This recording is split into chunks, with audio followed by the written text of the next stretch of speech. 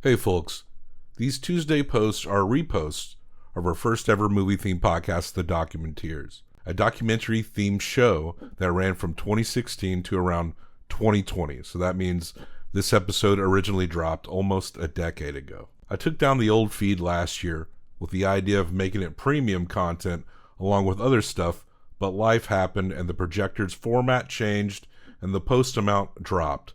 Though we are still doing projectors episodes when we're ready to discuss a chunk of films, but not as consistently as we were. I haven't heard these Documenteers episodes in a while.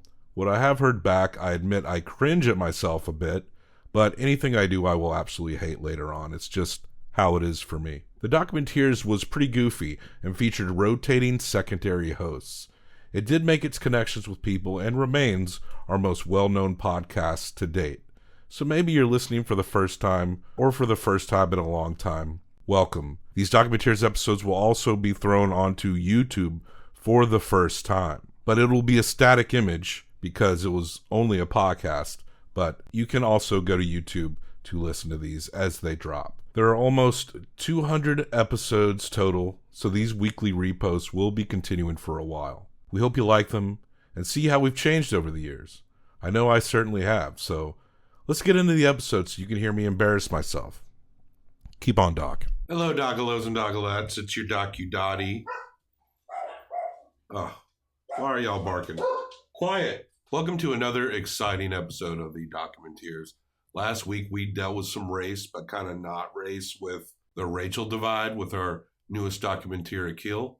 Johnny will be joining today for a free documentary to view. We found this on YouTube. I think it's on the director's Vimeo page, but it is the film Shy Boys IRL by Sarah Gardefee, and it's about 35 minutes long, and it is about incels and shy boys. And yeah, we've been hearing about these dudes lately, right? What are they? Are they all van maniacs? Are they all Elliot Rodger motherfucker fuckheads? Well, I mean, it seems like there is a general fuckhead quality, but go into YouTube or Vimeo, search for Sarah Gardefee or Shy Boys IRL. You can see what Johnny and I are going to be discussing in this episode. We get into themes of masculinity and what that means and stereotypes, and it's a lot to unpack. The Documenteers, we are here to talk about documentaries. And as we talk about documentaries, we talk about the real shit that documentaries are having to deal with. Life. That's what documentaries are about. Therefore, Documenteers is also about that. Woo!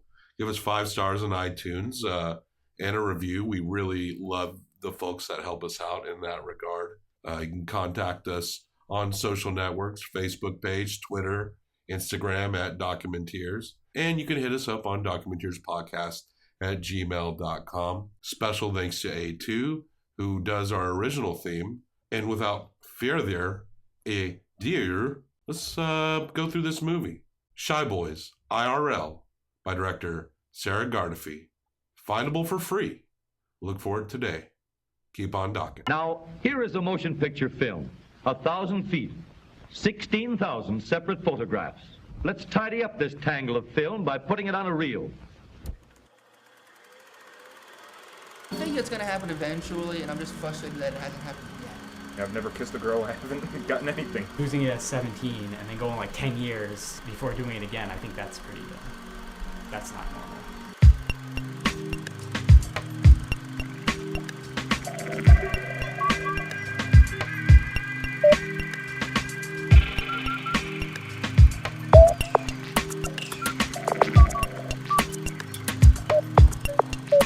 I know I already offered this, but you want any old Takis? I'm good for now. Thank you. Okay. Thank you. Expired Takis are a sponsor of today's show. Now, Johnny, some serious shit has gone down in Toronto, where some psycho creep show, mowed people down on the streets. I guess he's driving a truck or a van, and he murdered some people, got out, kept pulling out a wallet, trying to get cops to shoot him. There's 2 shocking things in this story. One is that this guy murdered people. That is usually shocking. And the second being that police were involved and they showed restraint. But this guy obviously wanted to die, And the police were like, wait, this guy wants that? Let's not give him that. And they arrest this guy. And this guy was a part of something called Incel, which is a predominantly online community that seemed to come from, in various degrees. This guy represented the extreme nature of it. I mean, basically committed an act of terrorism. And some extreme examples I've seen of the incel community have been wanting to kill so-called chads, which they call like handsome bros. Incel means, of course, involuntarily celibate or involuntary celibates. Guys who want to meet women or get laid or whatever and just cannot pull it off. And to the best of my knowledge, he did not seem to have too much of a link with Incel from what I understand. Really? Most of what I read was the biggest link he had, the biggest link they could find at least a few days after the attack whenever I read it, was that he posted on Facebook, quote, "The Incel rebellion has already begun. We will overthrow all the Chads and Stacys. All hail the supreme gentleman, Elliot Rodger." Elliot Rodger's the psycho who shot up a bunch of people because he was such a gentleman and he didn't understand why women didn't want to be with him. This guy had a fucking manifesto, a royal dirtbag piece of shit. He killed 6 people, according to the same BBC article, in a stabbing and shooting spree in Isla Vista, California. And he released this video about how, like, he's such a nice guy, women don't love him, the world owes him everything, I'm rich and dumb. Because of that guy and this douche nuts in Toronto, now everyone knows what incels are. I've only known what incels are for about a week. Same here. It's some I think I heard about it not too long before the Toronto incident. Word of advice, if you want to meet people, don't double down and call yourself an incel, you know. Self-fulfilling prophecy. There you go. You're self-fulfilling your own prophecies. Now the world wants to know more about incels. And who can blame them? I mean, this is a bizarre angle of an internet community. I'm trying to kind of connect. I've probably had in my younger days some frustrations trying to meet people. Fuck, I'm 33 and I still do. It wasn't totally dry, but there were, periods of time where it seemed almost impossible and it would get very frustrating. But I never would go on online communities. I was just like, well, I'll just keep trying and keep hoping I meet someone that's nice, Right. I didn't blame everyone but myself. Okay, I'm not gonna lie, like, in my white male teenage angst, there were moments where I was like, I'm such a nice guy, why can't I find a girlfriend? Why doesn't it work out whenever I like somebody? Or why am I not happy in the relationships I do get in? After a while, I realized, being a nice guy wasn't good enough. Like, you have to be a good person. Being nice is just something that is generally expected. Not always required, because being nice is about what you're saying and what you're doing in a moment. You can be nice and not be sincere. Absolutely. It can just be like this knee-jerk reaction to something, this Southern upbringing that we're used to. I was about to say, take this from 2 Southern guys. Being nice is not the same thing as being good. Being hospitable is not the same thing as being welcoming or inclusive. Or a good person. Or a good person. It's almost just like a habit. Bless your heart means fuck you. We know that now. Kind of like the Southern way of calling somebody the R word. Being sincere is more important than just being nice. Being nice is not something that anyone deserves praise for. How many times have you'll hear like a criticism of a person, this person did this or that, and then someone will be like, but they're really nice. Well, you know what? Who gives a fuck? It's like saying, but he pays his light bill every month. It's like, so? You should be nice. It's good to be nice. But there are days where you're just not going to be. It's like saying somebody's handsome because they shower. Being nice is just like basic social hygiene. It doesn't mean anything about you as a person. But in our journeys and understanding the incel community, we have come across a documentary that you can watch for free on YouTube. On YouTube. That's a theme of yours and mine episode. Even if we can't maintain the religious theme every time, they're usually free. Our movies you can watch for nothing. If you have a Hulu or a Netflix streaming account, which, I mean, let's be real. Well, who doesn't borrow their friend's password every now and then? Of course. Well, you shuffle them around. One friend's got Netflix. The other friend has HBO Go. You swap. Yeah, you have Netflix. They have Hulu. Somebody else got Spotify. Somebody's got YouTube Red. We came across a documentary called Shy Boys IRL, which stands for in real life. We'll just call it Shy Boys. Directed by Sarah Gardefee. This is copyright 2011. I think it maybe came out a little after that, around 2013 is when I saw there was a lot of articles written about it during that time. There is actually a fairly recent interview with Sarah Gardefee on the podcast, Last Podcast on the Left. Oh, no way. They interview her, and she describes making this movie. And actually, a few people in this movie, fortunately, were actually helped by the experience of being filmed for this documentary. And this was apparently her senior project when she was in school, film school or something. So shout out to a podcast that's way more popular than ours. So make sure you check that out. And clearly ahead of the curve. Enough about a podcast that doesn't need our help. We're like a blip compared to those guys. Shy Boys. It is free to watch. 30 minutes long, a short one. Half hour. I watched it during breakfast. We start by seeing a nerdy kid. He's climbing off the side of a building. It looks like he's climbing off a building to his death. And that actually comes back around towards the end and what he says and stuff. And it kind of turns out to be a convenient metaphor for this self-cycle these guys are stuck in. I don't want to get into stereotypes of how losery these guys are, how pale and pasty they are, how socially awkward they are, how ugly they are, and how ugly they see themselves. I know that's a stereotype. I know that's something that is said about men's rights advocates. Yes. Or men's rights activists, rather. There's a lot of stereotypes going on about these guys, about how they're just basically losers. I wanted to get a chance to humanize them a little more, to find out what's going on in these dudes' lives, right? I don't want to be like, you're right and your behavior is totally acceptable, but we don't know how to fix it if we don't know what's wrong. The guys we meet in this documentary, they're not these, you don't get the vibe for a second that they're the type that are going to drive a van through a crowd of people. Maybe one of them, actually. And they each have a quality about them that you can identify their problem that's all very different. They present in a few different categories. One is love shy. The kid that looks like he's climbing off the building, I think his name is Mike. I call him Blonde. Michael. He's not really this everyone owes me things kind of kid. No, he's got acne. He's real pasty. He's got, maybe strawberry blonde hair. And he just, even, when the lady behind the camera is talking to him, I don't want to call her a girl. She's obviously a grown-ass woman making a documentary about people that... She's a sister doing it for herself. Damn straight. Fists in the air, ladies. Is that a song? Is that a Beyonce lyric? You never heard that Aretha Franklin, Annie Lennox? No. Doing the sisters are doing it for themselves? No. I'll just shoehorn a clip in right now.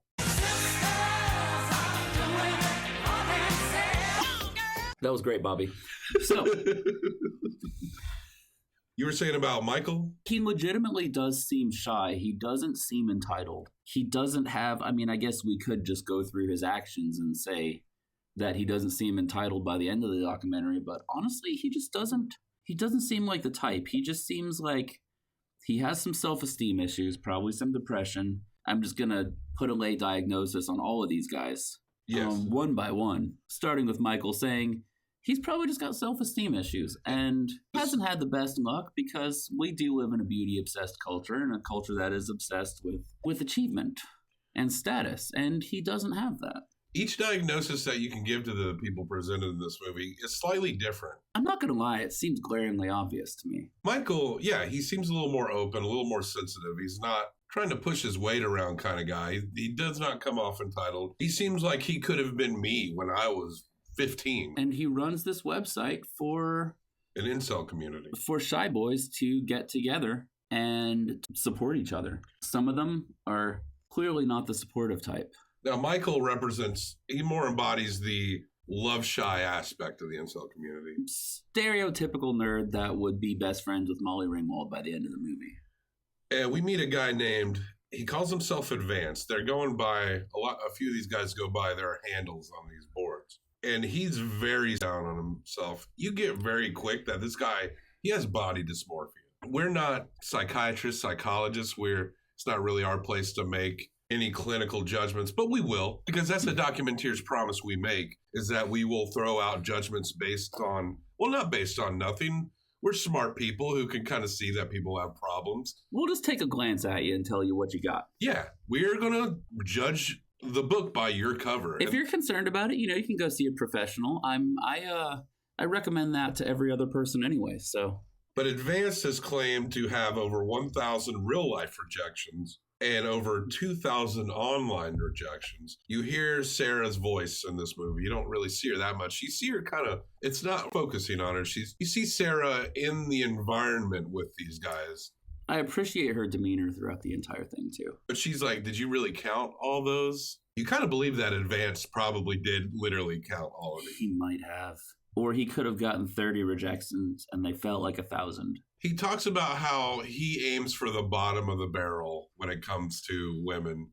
Quote, fat chicks? Yeah. Ugly chicks? And that might explain, that kind of terminology is not going to help him meet any type of person.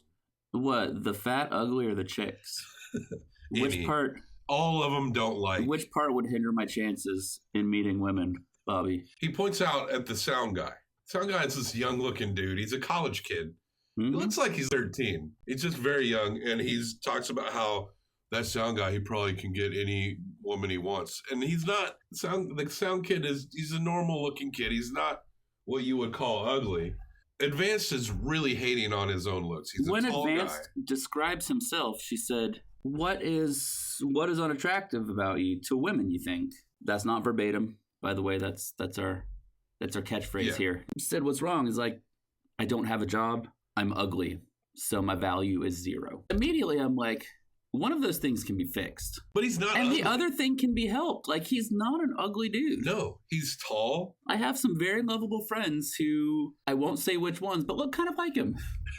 You definitely get the vibe that this guy had a slight twist in personality. I feel like I've seen guys that look like him all the time. Yeah. And they don't have problems out in the world, but this guy seems to be a little bit on the spectrum. I didn't want to give that diagnosis, but I have friends on the spectrum, and he exhibits a lot of the same behavioral characteristics. And he seems to be, a lot of these guys in this movie are going by some kind of checklist of attraction that is preset. They seem to be going by these dated rules of attraction that mean nothing. Someone needs to just play these guys some Ramones or some Serge Gainsbourg.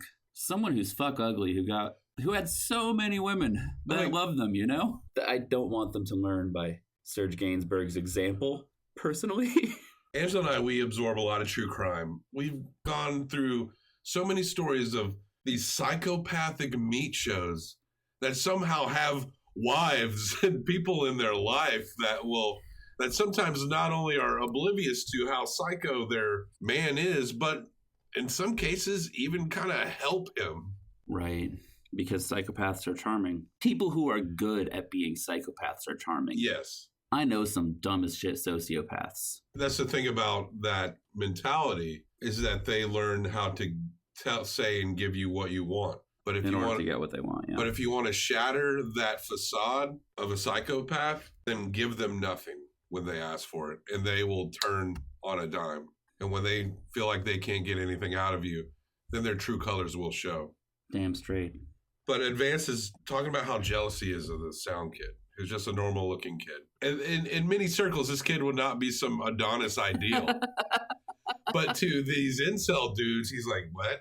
Me? I'm the hot one? Okay. You know, you can tell he feels very awkward about it. Oh, poor guy. We meet a dude named Anthony at something called Genericon, which is, I guess, a convention for generics. Anthony has this New Jersey accent. I kind of like it. And he's with his friend named Adam. They're both incels. And Adam's wearing a tri-point hat. I don't understand how he's not attracting people wearing this hat. Well, with his ponytail and his thin, dark facial hair? All these people connect on forums online. Yeah. And Michael points out that the extreme guys are not really labeled with the love shy label. They're more embody the incel label. And Advanced is kind of like that. He comes off more as the incel type because he acknowledges that he can't meet people, but he's also throwing out all these judgments and all these self-criticisms. He's a lot more bitter than the other dudes, too. They fully admit that they cannot connect with women for a myriad of reasons. And when you try to explain to them maybe what they're doing that seems to be not helpful, then they have some explanation about how they're wrong. Somehow they are experts in this society that they can't maneuver in. You're admitting that you can't pull this off. So stop talking like you know how all this works. Right. Because you don't. And not everything should be measured in this sense of attraction. There is more to life than this. And if you just get out there and you just be yourself, then I promise people will be drawn to you. These guys struggle so much. They probably do not know how to have proper platonic female friendships. And when they hear me say that, they'll probably be like, dude, I know 100 women that are platonically friends with me. And I'm like, I'm friend zoned everywhere. and I'm talking more in the sense of you have a platonic friendship and it really is good training to have this with the opposite gender or the gender you're attracted to, but you experience this with regular friendships. They don't have proper practice with intimate, non-sexual moments. That is super true. That really helps to gain perspective on those kind of environments. And it can be challenging. Hell, I was really trying to relate to these guys as best as I could. There are moments in my life when I was much younger where it felt, I mean, I've been married for 5 years. I've been with the same woman for a dozen. Her episodes are on this podcast. You all know her. She's probably the most popular one right now. Wait, it's not me? I think you're a solid number 2. Cool. You have to fight Stuart to the death. So I'm glad you mentioned that though, because immediately I was like, where's the what kind of feedback are their female friends giving them? Like, are they friends with women? Where's the life advice coming from that? Because I've been friends with girls since I was pretty young, you know? Sure. I've got 2 sisters, and you know, a mom that I was really close to. I got along with girls really well on a platonic level. And I feel like it's given me a much better perspective on life and on myself. I mean, I'm not totally where I should be, but I wondered, like, it seems like there's a total lack of feedback in what they're saying. That this stuff is just bouncing around in their own heads and they're bouncing it off of each other, but it doesn't seem like they're actually listening to the women in their life, if there are any. They're lost in their own white noise. I want to be honest, and we can... Okay. I thought you were gay. Is that right? Yeah. Until just now? I think so. Well, I wasn't 100% sure. I thought maybe you were gay or bi. I don't want to assume too much, but we've also had discussions on asexuality. Right. So I never was sure, but... You know, I've gotten that for a really long time. Really? Yeah, I absolutely have, and no, I'm actually straight. Oh, well, now we know. We can edit that out. And not asexual. No, it's okay. Oh, okay. I've learned to project an asexual persona for some reason. I thought it's just become part of my... I thought maybe you were asexual, because that's something you and I have just discussed. I think we're both legitimately fascinated by that. Yeah, I am, because I think as someone who doesn't date much, you know, you see that our society is obsessed with sex. Whether you're gay, straight, trans, non-binary, anything, it seems like sex is at the forefront of everything in our culture. And have you seen the documentary on asexuality? Yes. It was fascinating. Like, they went to a pride parade. They wanted to add the A to the LGBTQ. The gay community didn't really know what to make of them. Both the gay and heterosexual sides looked at these people like disbelief. As someone who can be a sexual person, I guess I can understand that. I wouldn't be happy doing what you do forever. Yeah. I understand the initial reaction to that. Yeah. But at the same time, is it that much of a stretch to think that someone just may not feel that in the same way that other people do? I mean, right. People come in all varieties, and I find it very fascinating. It's really strange. But bringing it back to these guys, it's interesting. First of all, like, it doesn't seem like, aside from maybe the 2 of them, the guy at Genericon and Michael, the guy who started Shy Boys or Shy Guys. Yeah, he runs I don't think he started, but he runs, at the point of this movie, he runs that. He runs the website, yeah. Aside from those 2, the other guys, they're not talking about emotional intimacy. They're not talking about having a partner for life. They're literally just obsessed with getting fucked. Yeah. Or fucking something. Why not just buy it? Advanced wants to get fucked, and this guy that we meet later, who is the aspiring pickup artist, the third just wants to fuck something, fuck anything. The third aspect of these incel groups are, yes, pickup artists, which are apparently pickup artists who, I guess, maybe pull it off, will go on these communities and recruit shy boys or incel guys and train them. And this guy that we meet, he acts like he's a very well-trained pickup artist, but he's only been doing it for like 2 months. So he's this guy, and he describes pickup artists as they use fashion and words to seduce women. Oh boy, do they use fashion. Oh, Lord have mercy. And that he reveals he's 2 months in the training, but his confidence is very manufactured, and his jerkiness is almost so forced. But it's really interesting as it goes forward with this guy. This guy kind of becomes, whether he intends to or not, kind of becomes a little more vulnerable as it goes on. You start to, there are things revealed about this guy that kind of come up a little more. That I did think that was fascinating. But in the beginning, this guy, he's clearly a stud.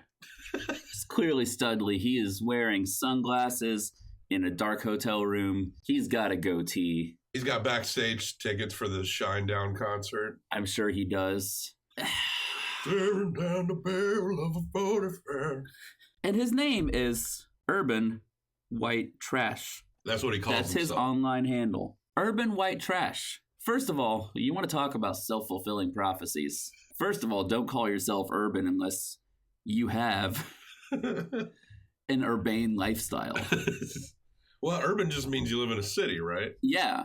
Does he, though? He looks like he lives in a trailer. He does kind of have that look, which is fine. I grew up in a trailer. It's no big deal. But don't pretend like living in a trailer is the pinnacle of fashion.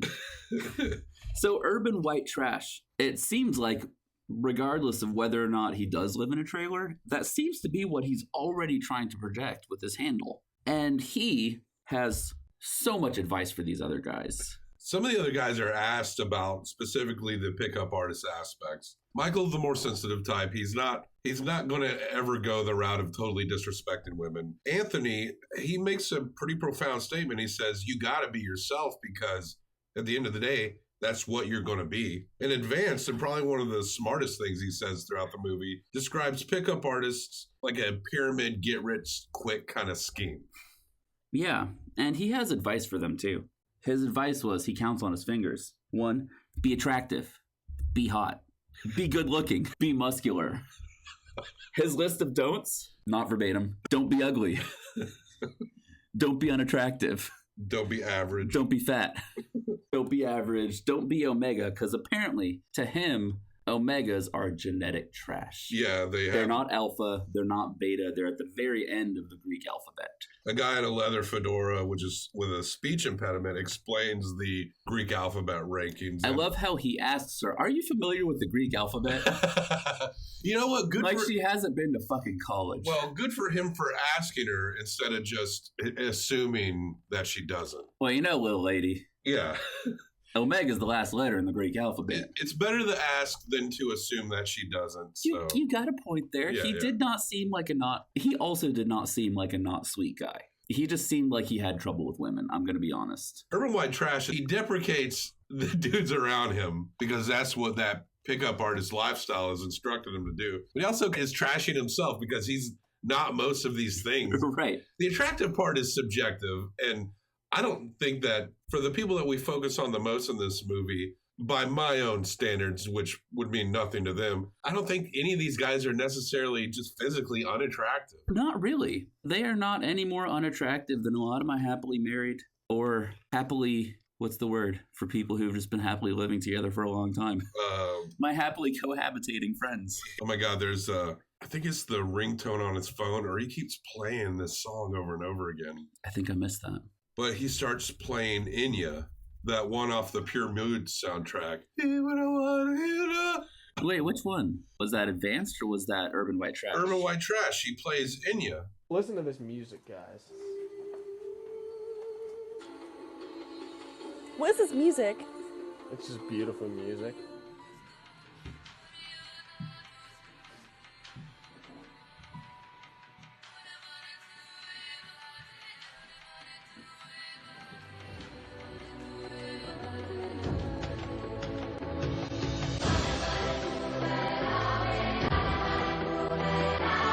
And there's at least two other. There's at least two other points in this movie where he's just playing Inya. Just one of those odd scenes. I love I love a random ass odd scene that has seemingly nothing to do with what's going on. But Urban White Trash fucking loves Inya. He's trying to project the most macho vibe that I've seen in a long time. Like, this is Spring Break Panama City type macho that he's trying to put out there. And he dresses these other guys up. Before he does that, he points out to the sound guy again, like the other guy did, talking about how he was jealous of the sound guy. Urban White Trash points at the sound guy. His name is Kyle. At this point, we know his name is Kyle. It's probably just Kyle's natural style. Again, Kyle's just a normal kid, and he describes him, yeah, this kid's a closer. Now, Kyle could easily go into any environment and feel like a beta male. But in this environment, these guys look at him like he's the fucking king alpha. And he's just this kid holding a boom mic. Oh, man, I do feel bad for him. But Urban White Trash takes them shopping. Advanced is dressed up as cool as he can possibly be dressed, bless his heart. Got an oversized white leather jacket. Urban White Trash, he's really pushing the rudeness. He's pointing out, like, he's picking out clothes for him because they're ugly. And there, at one point, I think Advance is walking by them, and Urban White Trash goes, "Get the fuck out of my way." It just seems so forced.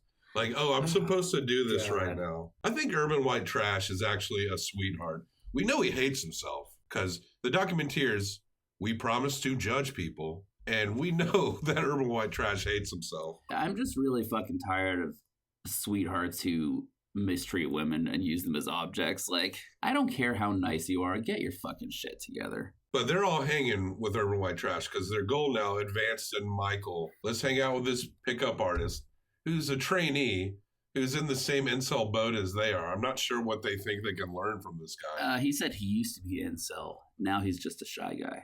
Ooh, Urban White Trash? Yeah. No, he used to be incel, now he's just a shy boy.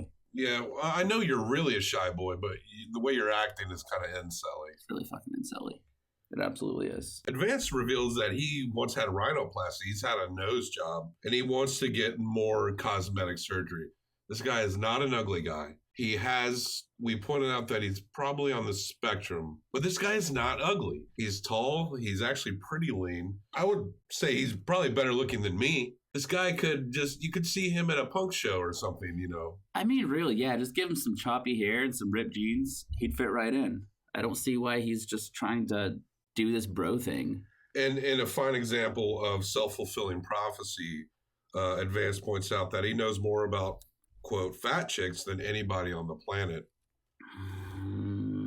And he's really focused in on this. This kind of reminds me of that Elliot Rodgers kind of thing where it's like, I'm entitled to this. I can't even get this. And it's like, you're not even showing that you respect any of these people on a level. No. And I don't know how capable you are of even showing that. If for some reason you can't kind of share those level of emotions, I feel legitimately bad for you. But if you can't experience that connective level of emotion in a way to just let things just kind of happen like that, these guys are going down a literal checklist of these expectations. They're flushing themselves down the damn toilet. This movie is a fine example how the unfair beauty standards that we thrust upon women, how they can negatively affect men as well. Especially if you buy into the whole thing that, like, men are attracted to looks, they're more visual. Women are attracted to confidence, they're attracted to success. That's why there's so many Trumps marrying Melanias. Your value comes from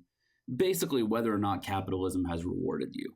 That I believe that sexism that expects women to be classically pretty and submissive probably expects them to be a little bit dumber than you as well as a man. That can backfire. And when you don't see yourself as alpha, when you don't see yourself as successful, and when you don't see yourself as someone who could possibly have any kind of confidence, all of a sudden you believe you have no social currency. Those expectations are too rigid, and it's not allowance of personality types. It doesn't allow for the aspects of people that can be unique, you know. It's not allowing for the full range of masculinity or allowing for any femininity in men at all. And there is ranges to these things. Yeah. People don't. To my wife has pointed out that she has this type. She likes the look of a cowboy type, but when a cowboy type opens their mouth, they have to say the most liberal shit ever.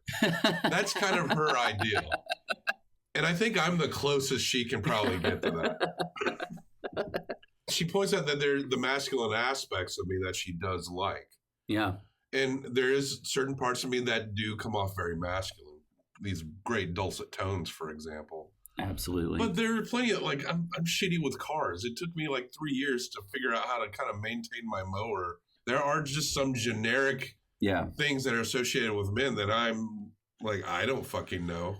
I mean, you're talking to a dude right now who's wearing like patterned skinny jeans. But neither of us are any less men. Fuck no. Men. Good masculinity. We need to not be ashamed of masculinity or femininity. In any of its forms. Allow it to be diverse. Except the toxic kind. Allow it to be diverse. It doesn't even have to stick to singular genders. It can be utilized by anyone who wants to wield it. Just don't be a dick about it. Urban white trash. Did you see when they were on the Shy Boys website? There was I don't want to call him a gentleman. There was a man. Okay. Who posted a thread that said, "My government still has not found me a girlfriend." I've seen a few screenshots of these kinds of guys floating around the internet, and they basically believe that in America, and I believe this guy is Croatian, he describes himself, as a fucked up kid from somewhere in Europe.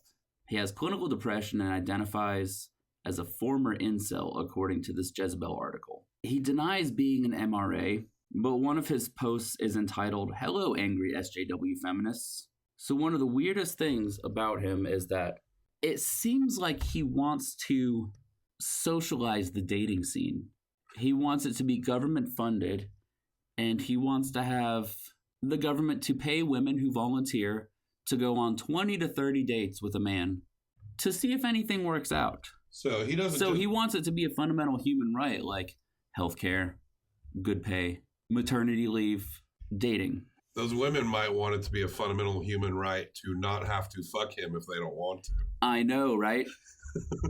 To be fair, he did say that this was voluntary. Volunteer for the program. However, it seems like he's saying that he is entitled to sex workers.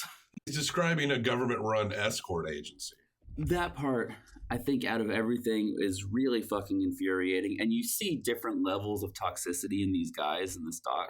Just that thread that I saw that I had to look into. Urban White Trash points out that Kyle has a lot of feminist views. Kyle the sound guy. Kyle the sound guy, who's the alpha in this room. Probably the first time he's been an alpha ever, or been called one anyway. And Kyle responds like, well, yeah, I think women are people just like everyone else.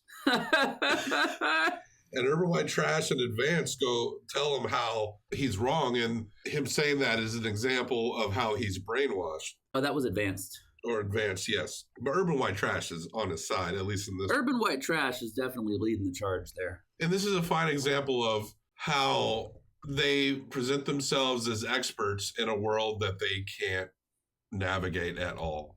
Well, to go back to when they were asking Advanced, this is the film crew. And by the way, this isn't a very long documentary, so we're picking apart scenes here because I'm going to say right now, it's pretty fucking concise. Yeah. This documentary is succinct for, you said this was a college student who did it? Yeah, it's their senior year, Sarah Gardefee. My God, it was amazing.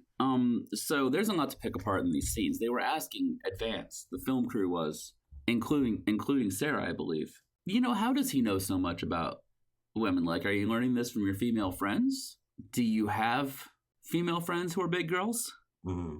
Are you, is this from people in your family? He's like, no, just in social situations when I'm observing. I just learn things about them. It's men making assumptions about women when they clearly don't have many in their lives. Filtered through their bitterness. Filtered through their sexual frustration that they have allowed to turn into bitterness. Yes, which has been pent up for years and just makes it worse and worse and harder on them. Urban White Trash points out, and I think he's more like, I'm sure this is a thing, but he's definitely talking a lot about himself without just saying I. but he talks about how incels like softcore porn. Yeah. And he talks about how he doesn't like vaginas and how they look. That's right. And he says, I'll never forget this. He says vaginas. They're too Most low. guys probably don't. They're too low? Yes. What do you mean they're too low? I wish they were parallel with my dick. What? These guys are not humorists, okay? No. They're they're like not. kids where Not they're on purpose. they're like kids where they're funny without even knowing they're being funny. Vaginas are too low. Wish they were parallel to my dick. I assume he wants to have sex standing up. Ramrod straight. Do you think this guy's really sat down and analyzed his sliding scale of sexuality? Sexuality is a sliding scale. That's why it goes over here. Sometimes people go a little bit both. So, it's like politics. Where are you at? That's a way oversimplification. But has this guy really analyzed like what he truly wants? Is he really sexually charged by women? Or is this just something about the social acceptance that he seeks? I got the idea that he wanted to project that. He wanted to do this. He wanted to put this total bro, scuzzbag persona out there, this pickup artist persona. Like I said, it didn't seem like he wanted companionship. And it doesn't even seem like he likes vaginas now. So it's kind of... It's a little bit... It is interesting. And you clearly do see that with a lot of closeted men. Yeah, it's bizarre. At least it's a stereotype. Yeah, for sure. Of closeted men to be like... You think maybe this guy is asexual and he just hasn't kind of connected to that? Fuck if I know. I could not tell you. We are not the ones to determine that. But it's just a question. Or maybe he has built... There's also an option that maybe he's built up such an ideal of women in his head, maybe by watching so much fucking softcore porn, that a real woman's body freaks him out. Maybe. It happens. I've heard it happening with a lot of men who get their sexual education from pornography, is that when they encounter a real woman naked, it grosses them out. I encountered hardcore pornography at a very young age. I found some videotape. It didn't really have that effect, but it did generate at way too early an age, like unfair sexual expectations, right, on future partners. Agreed. And it took me a long time to, no sexual judgments ever. Everyone should get what they want, but it took me a long time to maybe realize that certain things can be fun, but they're not things that always have to be done. The straight guy here, straight white guy. We just found out I'm straight. The thing I got out of this documentary, more than anything, and we're not even at the end yet, right? But the thing I got out of this documentary, more than anything, was that women are more and more leading the charge, trying to be seen as people and as equal to men. And honestly, men like us don't always know what to do with it. Sometimes, yeah. We're trying to figure our way through it. And for some of these guys, it's apparently either harder for them or they are refusing to learn about how women actually are, It seems like everything they have, aside from Michael, he seems okay. Yeah. And the other guy, they just have legitimate shyness, I think. But the other guys, what we would consider more toxic males. They're desperate to categorize everything. And nothing but shit doesn't always conveniently fit in a package. And they seem more interested in fucking than relationships. Yeah. So just buy it. I guess that might negate their point scale, some made up fucking point scale. Or, get your government to pay some women to go on dates with you. Urban White Trash, he actually seems to be very open and honest about himself. When he actually started talking about his history of somehow striking out with women, his confidence drops. Mm-hmm. That confident facade, which was not convincing to begin with, I think the drops. Being around the directors seemed to kind of, by the end of the movie, do him a little good. You could tell these guys maybe don't have a lot of experience with platonic intimacy. And I think Sarah maybe gave him more of that in getting him to talk about himself. May have been his first real dose he's gotten of that in a long time. I assume that, especially with Urban White Trash, if he met a woman on the street, he would not try to develop a friendship with her. He would try to pick her up. Yeah. So, yeah, they were kind of covertly herded into this situation where they were made to talk platonically with a woman. That had to have been one of the most therapeutic moments for him, because that's so important. You know what also would be therapeutic for them? What? Therapy. I looked further into this incel thing, you know, and one of them just said, the only thing I hear from these leftist morons is that I should get therapy. I'm going to be real for a second. I haven't been real this entire... Therapy's changed my fucking life, dude. I used to be very, very, very socially shy. And after years of therapy, I found out that I'm just introverted. I had a lot of issues with depression, social anxiety, all kinds of things from the past that I had to dredge up and fight and kill one by one, right? It takes years. It's not easy, and I couldn't just lay back on the couch and eat Cheetos and play World of Warcraft. You have to work at this shit. Don't get me wrong, I love laying on the couch and eating Cheetos. It's like one of my favorite things. But I think that's what all of these guys need. They have serious self-esteem issues. They clearly have a hard time connecting socially, which is something, as imperfectly as I do it sometimes, I had to relearn to do at a point. And I feel like that's something that they need. It seems to be the one thing they're refusing. It's like an alcoholic who tries everything except recovery. They need to take a hard look at their self-sabotage. Very interesting that you shared that. One thing that I've heard about you that people seem to really admire about you is how you have this ability to kind of be comfortable or be yourself in various gatherings, so long as nothing crazy is happening like violence or something, but that you can just kind of be in a moment and just kind of be there, and you're not overtly concerned most of the time about who or what is around you. You kind of seem to have a genuine curiosity to connect with wherever you're at. Well, I always had that, but that social persona is maybe only like 4 or 5 years old. I had to work at it. You have to build that kind of shit from scratch. Some people have to build that kind of shit from scratch. Some people come by it naturally. You know, before therapy, I was also intimidated by feminism. I believed in it, but like some of the things they said made me feel a little bit bad about myself. Sure. I might deal with a little of that myself. But usually, when I picked apart all these issues one by one, turns out I believed in the vast majority of them. Turns out I didn't hate feminism, I just had a self-esteem issue. It seems like with men who don't have it easy socially, sometimes that seems to be the first thing they blame. It's not right, but it does seem to be the natural progression. Urban White Trash, he says, I'm shy around people I'm trying to impress because to me it's just all a game. And then he quotes that song, Hallelujah.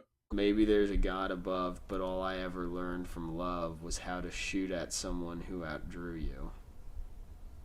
I don't even know what that means. He's clearly quoting Jeff Buckley's version, which, by the way, I love Hallelujah. The song changed my life. It's fucking beautifully written. It is the pinnacle of songwriting to me, aside from many things that John Prine has done. It's a good song. I could go the rest of my life without hearing it again. Too many fucking people have covered it. I maybe listen to Jeff Buckley's version once a year and enjoy it. Right. Everyone else can shut the fuck up except for Leonard Cohen. And Leonard Cohen, through the lens of Jeff Buckley at this point, is using the entire song to say that I was in a relationship. We had good times. Things went wrong. We did things we regretted. And so it's not a victory march. This is clearly over. It's not a victory march. It's a cold and it's a broken hallelujah. And shooting someone who outdrew you, I could be wrong. You can email this to us along with your Werner Herzog erotica. I could be wrong about this lyric, but he was talking about revenge, getting back at the person who hurt you, saying something mean to the person who said something mean to you. Does that make sense? Yeah, I cheating on the person who cheated on you, shooting someone who outdrew you. You've been destroyed, and all you want to do is get back at them. Accidentally lucid there for a second.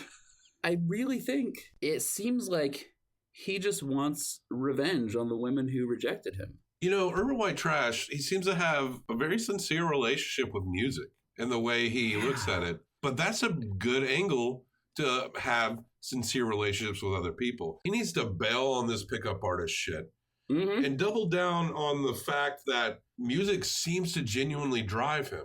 We're big music fans. It's kind of what has been the spark to our friendship is music. Agreed. And cults. Yeah, and cults.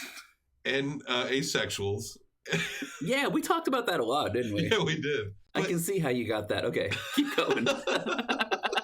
But yeah, that's something. Yeah. That's something that he can go out and he can share with people and connect to people on that level. Yeah. There is something, I don't want to shit on Urban White Trash too much because I think he did show us something about him that is good. He's an open person, but he's just going by this bullshit rule book that means nothing. But he has the openness to really go out there and make sincere connections with human beings. I think when you're not a sociopath, you have that in you. I see people do it all the time, like people with very limiting disabilities that limit you socially, you know? They find ways to connect with people. And my biggest worry with him, and the worst part about it, is if Urban White Trash keeps down this road, he could end up really hurting somebody. Yes. Like, this is how you get rapists. Yes. To be quite honest, this is how you get sexual assault. People putting forward that kind of persona and just looking to get something from women. Well, hopefully this experience. So he's got a good side, but damn, he needs to turn that around fucking immediately.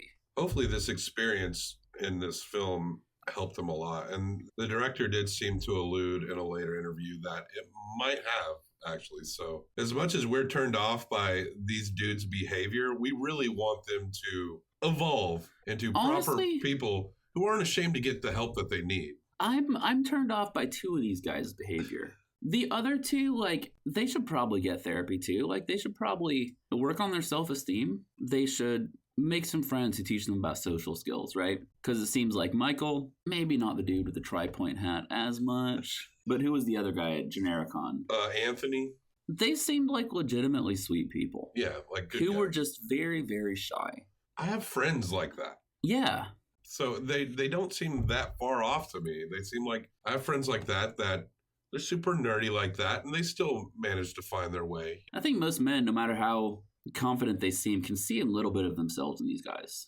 Yeah. If they're totally honest with themselves, everybody feels like that guy sometimes. Sure. Urban White Trash, though, can go fuck himself until he gets better. There's kind of an epilogue where we meet up with Michael, and he talks about how it gets overwhelming and he wants to quit. And to some degree, that happens to all of us when we're making or trying anything. Yeah. And it can take a lifetime to master that. Yeah. But he visits with a girlfriend that he had 10 years ago. So he actually has had some contact with his life. It's just been a decade long. And he's talking to this ex-girlfriend. He meets up with her, and she tells a story about how she kissed him and he got all awkward. Then he described his memory. It was like, awkward? We kissed for like 10 minutes. But it was interesting to see from the female's perspective how her confidence can kind of downplay a scenario. That's true. It just goes to show that women have these fucking issues too.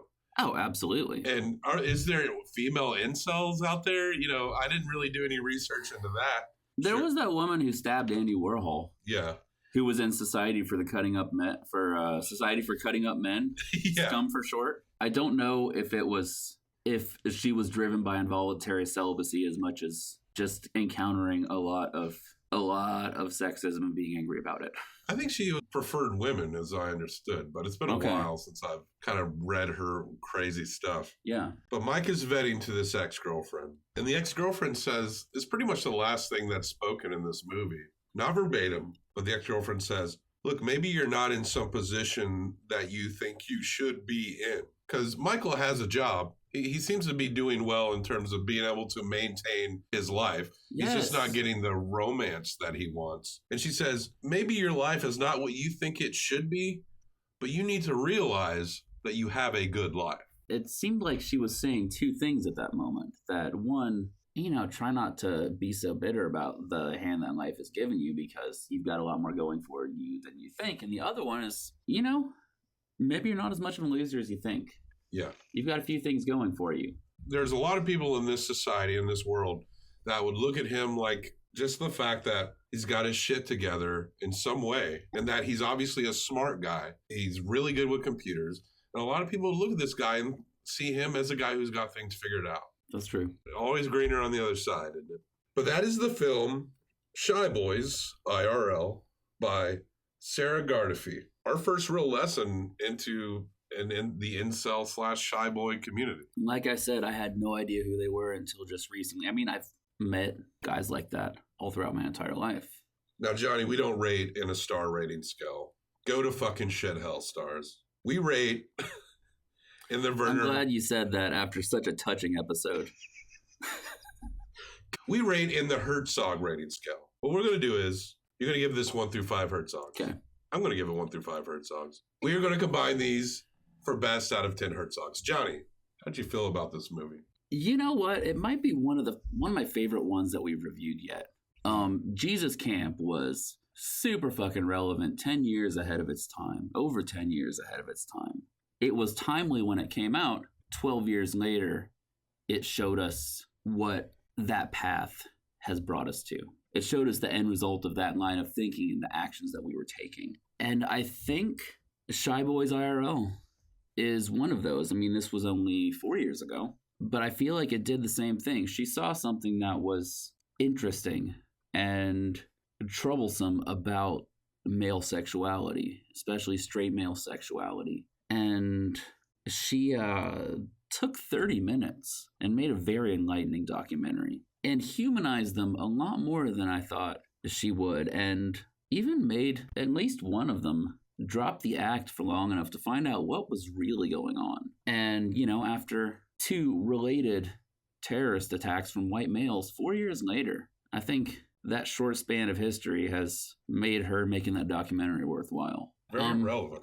Honestly, I would like to give it 4. I think it didn't seem like there was a wasted moment in that whole film. It wasn't the best lit, it was low budget, but damn, it was really good. Subject matter was timely, and her coverage of the subject matter covered all of the bases that I wanted to, including just showing for a second that one guy who thinks the government should pay for him to have a girlfriend. I believe this did come out around the same time as The Red Pill, and since I think The Red Pill is shite and very poorly made, I still haven't seen it, and I think it's fucking garbage. I think it's only a matter of time, but I'm not looking forward to it. Do it with Stuart, not me, okay? Stuart doesn't want to do it.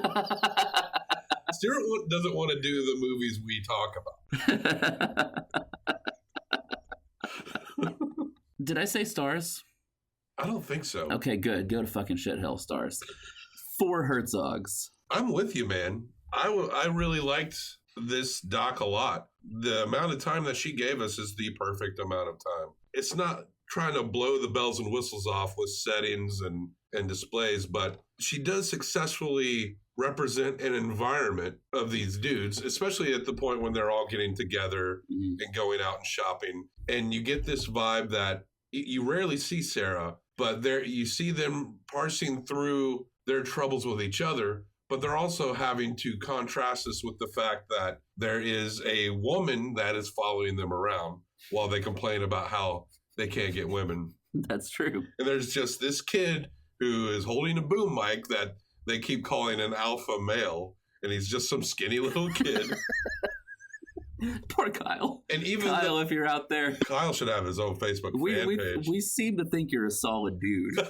We like you, Kyle. This is coming from 2 people who are clearly also not alpha. And Sarah's not over injecting herself into this. She's in this just enough because you can feel her presence, because it means something to the subjects that she's shooting. She didn't inject herself into every scene like what's her name did in her trash documentary, The Red Pill. And whether she intended to do this or not, she really pulled off kind of a little bit of a therapy session with these people. They kind of were breaking down a little bit. I think Advanced is definitely in needing of some therapy, like many people in this movie. So much with the body dysmorphia and he's got some self-esteem and he's got some real profoundly intense self-esteem issues, and which is affecting the way he treats other people. Yes, and affecting the way he talks about other people. But Urban White Trash and Michael and many other people, everything seemed to be kind of a put on in some points, but by the end, things seemed very sincere. And you could tell that these guys are maybe, hopefully, kind of starting to turn around on the long journey of just being sincere and respectful people without having to put themselves down or put down someone else who chooses not to be with them. Or without taking these feelings that they're expressing and pointing the finger at women and saying, this is what you did to me. Now, the extremities of incels are what's in the news right now. Mhm. That's not really what this movie is. No. This movie was before a lot of that, and but it is a problem. It is a legitimate problem that we need to look at. But this movie is a great 101 into these communities and how they think. These are guys that they have issues and they need help. I'm against their approach. I'm against their bullshit online philosophy that they build up around each other in this internet circle jerk. Fuck most internet circle jerks, including the ones where you're saying things I might like. Slow your roll, internet circle jerks. And incels can really need to slow their fucking roll and maybe get away from their keyboard and go see a therapist. And I thought Sarah Gardefee did a great job. And if anyone wants to get an introduction into this community, go to YouTube. You can find Shy Boys. Came out, I believe, in 2013. Give this a watch. It's only like 30 minutes of your time. And it's actually really well done and really human, too. You're not watching some big production. You're watching... I think this doc is more human than anything we've reviewed in a while. I'm legitimately impressed with how much I did enjoy this. So I'm going to give this 4.25 Herzogs. Oh, shit. You gave it 4 Herzogs. I gave it 4.25 Herzogs. That brings it to a total of 8.25 out of 10 Herzogs. Check it out. And it's not going to take a lot of your time. Admittedly, its shortness might have been one of my favorite parts of it, too. She didn't leave you much room to get bored. So, folks, that's this movie, Shy Boys by Sarah Gardefee. You can watch it for free on YouTube right now. I think she has a Vimeo page. Look up Sarah Gardefee, Gardephe. She made a good film for something that is relevant right now. And, folks, nobody owes you anything. You got to work for it just like everyone else. And if you never get it, well, move on. However, if you do work, your employer owes you a decent wage. And if they don't give you a decent wage, you need to seize the means of production. Okay. Well, otherwise, nobody owes you anything. I was kind of talking about the rules of attraction. Nope, socially, nobody owes you anything. But yes, that's also important what you just said. If you're getting your money shafted, is that the right word? Shafted? Let's get the fuck out of here. Keep on docking.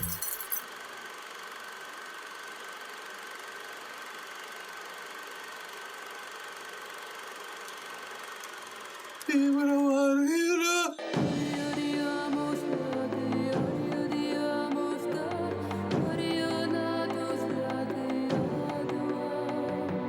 Staring down the barrel of a 45.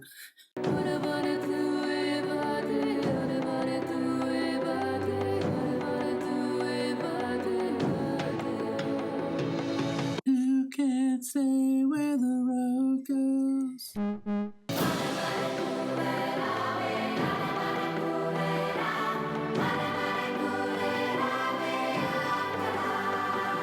Actually, I would. Also, you have a booger hanging out of your nose. Oh, shit. Yeah, outside. There you go. Cool. So gross.